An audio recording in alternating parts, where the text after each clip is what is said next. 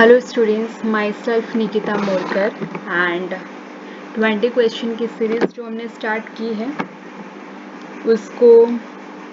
उसमें आगे चलते हैं। सो आज हम देखेंगे one of the topic that is the core of the section. Okay, so what is the core of the section?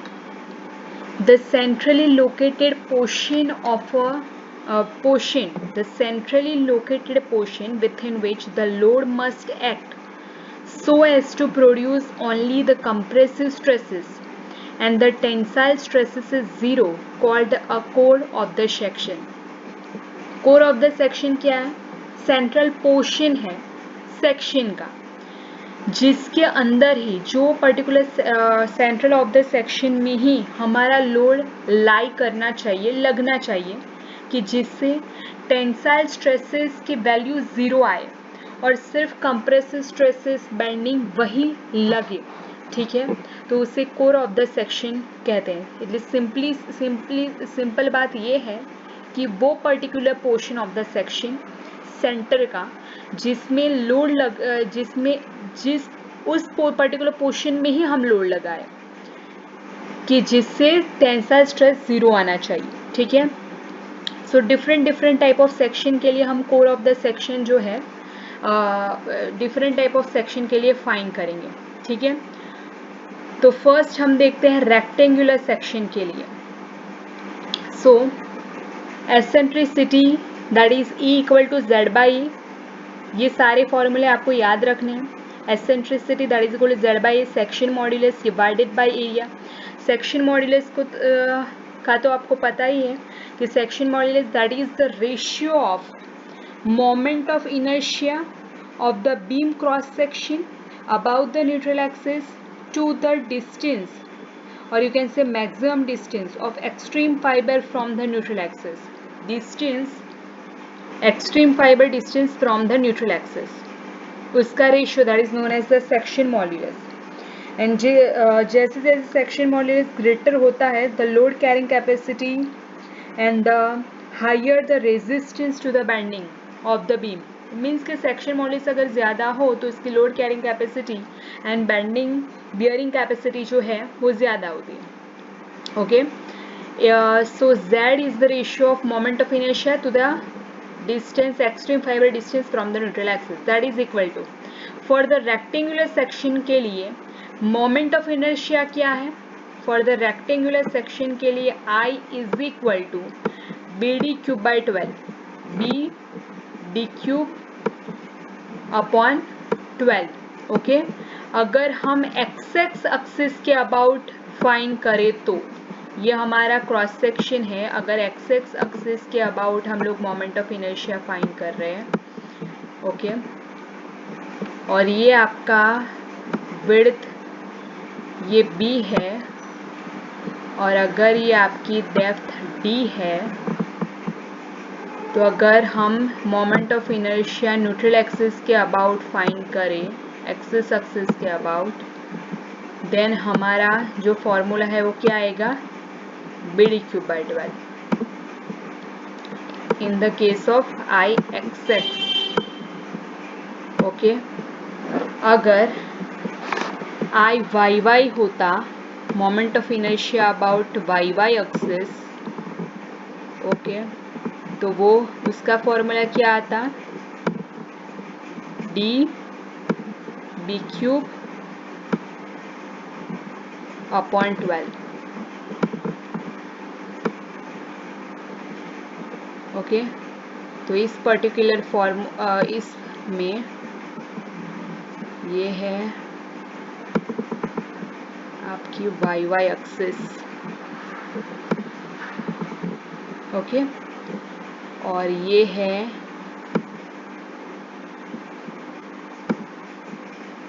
B width और ये है आपकी D depth.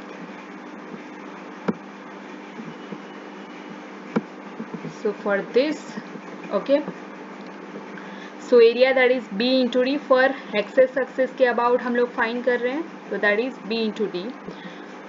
So eccentricity that is about of that is equal to zxx by a. If eccentricity about y axis के direction में eccentricity that is equal to जो हमें modulus of elasticity मिला, ठीक है, bd square by 6 divided by area that is equal to d by 6. Similarly अगर हम find करें eccentricity in x direction, then formula क्या आएगा, ZYY upon a. Okay, so same ही आंसर आएगा b by 6.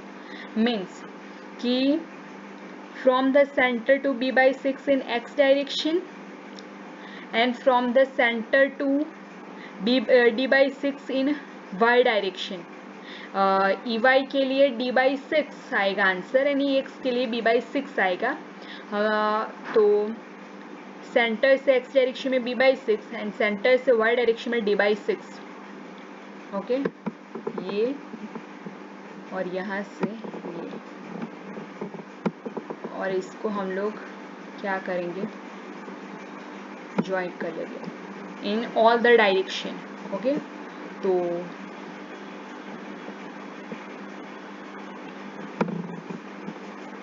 Okay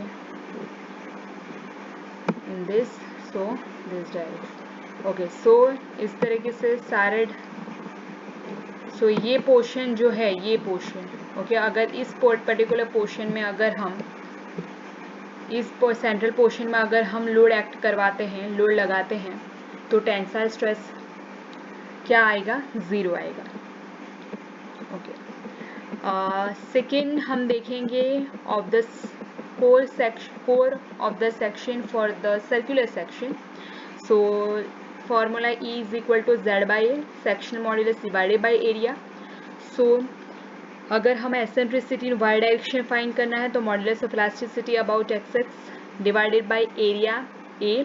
so zxx क्या आएगा, ixx divided by y. For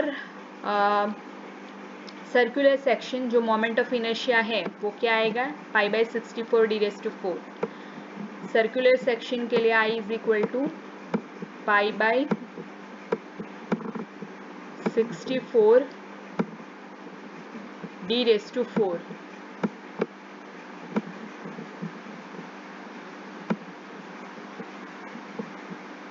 d⁴, ये d लिखा है मैंने. Okay, wait a minute, d⁴. Okay, so I pi by 64 d⁴ and y क्या आएगा, from the centre to this, so that is d by 2. ठीक है, that is equal to pi by 32 d³. Area जो है वो pi by 4 d². So eccentricity in y direction that is equal to the zxx divided by y, area, that is pi by 4 d². So answer is d by 8. And for the eccentricity in x direction that is also d by 8, क्योंकि x direction में circular section में अगर हम circular section के लिए dia देखें तो वो डायमीटर ही आएगा, उसका डायमेंशन जो है वो, इसलिए एसेंट्रिसिटी इन x डायरेक्शन और eccentricity in y direction both are same. So for that this particular cross section अगर हम लोड एक्ट करवाएं तो क्या होगा, टेंसाइल स्ट्रेस क्या आएगा, 0 ही आएगा और सिर्फ only and only compressive stress लगेगा.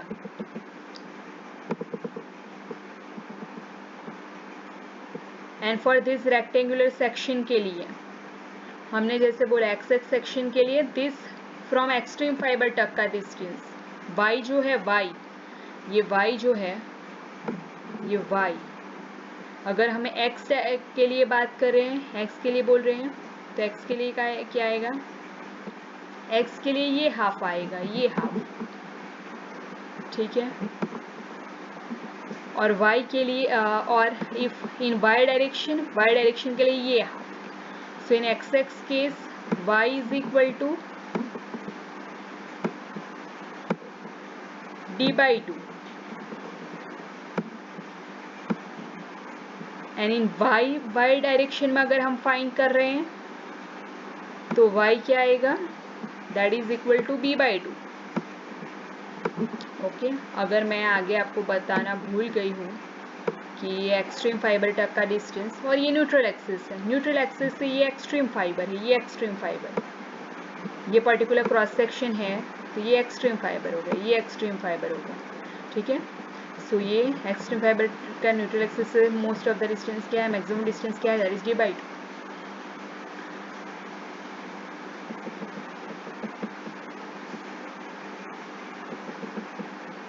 और for the hollow circular section के लिए, इसके अलावा होलो सर्कुलर सेक्शन के लिए जनरली आपको रेक्टेंगुलर सेक्शन और सर्कुलर सेक्शन के लिए पूछेगा, लेकिन अगर आप हॉलर सर्कुलर सेक्शन के लिए भी पूछे तो सिंपल सी है, और सिंपल सी बात है, हमारे स्टेप्स कौन से फॉलो करने हैं, एसेंट्रिसिटी फाइंड करनी है।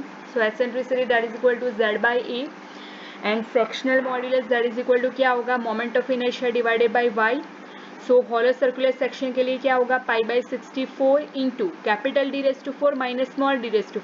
सो कैपिटल D जो है वो एक्सटर्नल डायमीटर है और स्मॉल d जो है वो इंटरनल डायमीटर है, डिवाइडेड बाय क्या आएगा, कैपिटल D/2। ओके, और फर्दर a जो है वो π/4 capital D² minus small d²। Okay, और फिर एसेंट्रिसिटी के इक्वेशन में फॉर्मूला पुट करना है और आपका एसेंट्रिसिटी की वैल्यू आ जाएगी और आपको कोर ऑफ द सेक्शन मिल जाएगा, ठीक है। तो सिंपल हमें कोर ऑफ द सेक्शन हम इसलिए फाइंड करते हैं क्योंकि हमें ये पोर्शन, पर्टिकुलर पोर्शन जानना है जिस पोर्शन में टेंसाइल स्ट्रेस 0 आए और सिर्फ कंप्रेसिव स्ट्रेस और बेंडिंग ही एक्ट करे, ठीक है।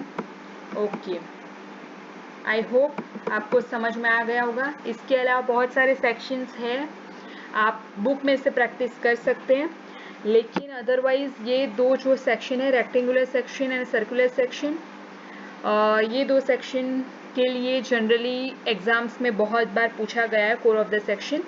Okay, so practice of it. So thank you for today.